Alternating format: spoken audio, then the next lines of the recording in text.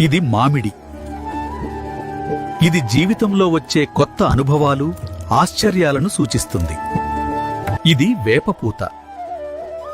జీవితంలో వచ్చే చేదు అనుభవాలు, కష్టాలను ఇది సూచిస్తుంది. ఇది కొత్త బెల్లం. ఇది మన జీవితంలోని తీపి క్షణాలు, ఆనందాన్ని సూచిస్తుంది. ఇది చింతపండు గుజ్జు. జీవితంలో వచ్చే భావోద్వేగాలు, అనుభవాలను ఇది సూచిస్తుంది. ఇవి మిరియాలు.